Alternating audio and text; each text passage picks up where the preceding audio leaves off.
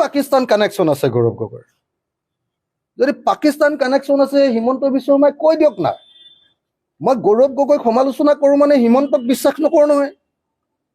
মই গৌৰৱ গগৈক সমালোচনা কৰোঁ মানে মই হিমন্তৰ পক্ষত নহয়।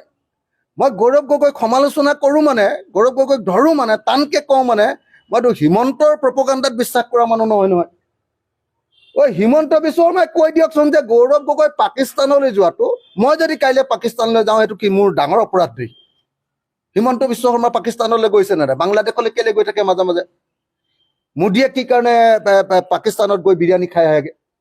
কি কাৰণে খায়? পাকিস্তানলৈ গ'লে, ওচৰৰ দেশ এখনলৈ গ'লে মানুহ দেশত দূৰি হ'ব পাৰে নেকি? পাকিস্তানত যদি কিবা 2 নম্বৰী বস্তু আমাৰ পৰা দি দিছে, আমাৰ যদি কিবা সৈন্য বাহিনীৰ গোপনীয় নিৰাপত্তামূলক তথ্য যদি দিছে, তেতিয়াহ'লে গৌৰৱ গগৈক ফাঁচি দিয়ক। এনে গৌৰৱ গগৈক ডিষ্টাৰ্ব কৰি থকাটো হিমন্ত বিশ্ব শৰ্মাৰ এইটো কি ধেমালি পাইছে নেকি? সেইটো চাগে অকণমান বেয়া কথা কৰিছে বুলি মই ভাবোঁ।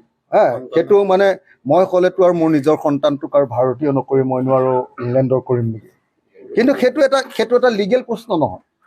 সেইটোৰ কাৰণে গৌৰৱ গগৈ কোনেও ফাঁচিও দিব নোৱাৰে, জেলো দিব নোৱাৰে। যে তোমাৰ ল'ৰাটো কিয় লণ্ডনৰ হেৰি কৰিলা, ইংলেণ্ডৰ নাগৰিক কৰিলা, তাৰ কাৰণেতো গৌৰৱ গগৈ ফাঁচি দিব নোৱাৰে। সেইটো এটা নৈতিক প্ৰশ্ন যে মোৰ নিজৰ দেশৰ মই MP, মই নিজৰ দেশৰ লিডাৰ অফ দ্য অপজিশ্যন, মোৰ ল'ৰাটোৱে যদি নিজৰ দেশৰ নাগৰিকত্ব নলয়, তেতিয়াহ'লে সেইটোতো লাজৰ কথা এটা, সেইটো এটা মৰেলিটি এটা কথা। কিন্তু এটা সময়তে মনত ৰাখিব লাগিব আকৌ যে একেই বৈদেশিক মন্ত্ৰী জয়শংকৰৰ ল'ৰা ছোৱালীও আকৌ নাগৰিকত্ব আকৌ বিদেশতে আছে, বুজিছানে নাই? তো গতিকে যিবিলাক মানুহে ইমান বেছি দেশপ্ৰেমৰ কথা কৈ থাকে, ভাৰতক ভাল পোৱাৰ কথা কৈ থাকে, সিহঁতৰ ৰুটটো সেই ইংলেণ্ডত বা আমেৰিকাত থাকিলে বেয়া দেখি। গতিকে মই গৌৰৱ গগৈক এইটোহে সমালোচনা কৰিম যে গৌৰৱ, তই নিজৰ ল'ৰাটো যিটো অন্ততঃ ভাৰতত জন্ম হৈছিলে, সেই ল'ৰাটোক নাগৰিকত্ব ভাৰততে দে না। যিটো ল'ৰা বাহিৰত হৈছিলে তেওঁ বাৰু বাহিৰতে নাগৰিকত্ব লওক। কিন্তু এইটো এটা নৈতিক প্ৰশ্ন। এইটোৰ কাৰণে গৌৰৱ গগৈক জেলত দিব নোৱাৰে, এইটোৰ কাৰণে গৌৰৱ গগৈক ফাঁচি দিব নোৱাৰে।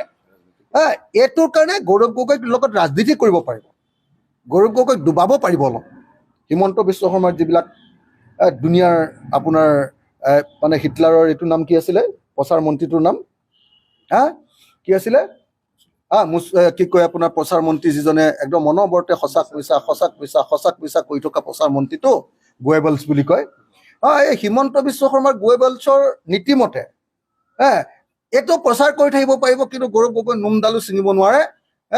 যদিহে পাকিস্তানৰ কিবা গণ্ডগোলীয়া তথ্য সৰবৰাহ কৰা তথ্য নাপায়।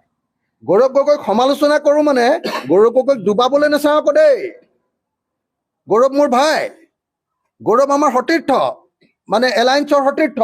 কিন্তু গৌৰৱে গণ্ডগোল কৰাৰ কাৰণেহে গৌৰৱক সমালোচনা কৰোঁ। কোনোবাই আকৌ মোক জেক মাৰি গৌৰৱৰ বিৰুদ্ধে কয়, এইটো নহ'ব আকৌ দেই। Thank U.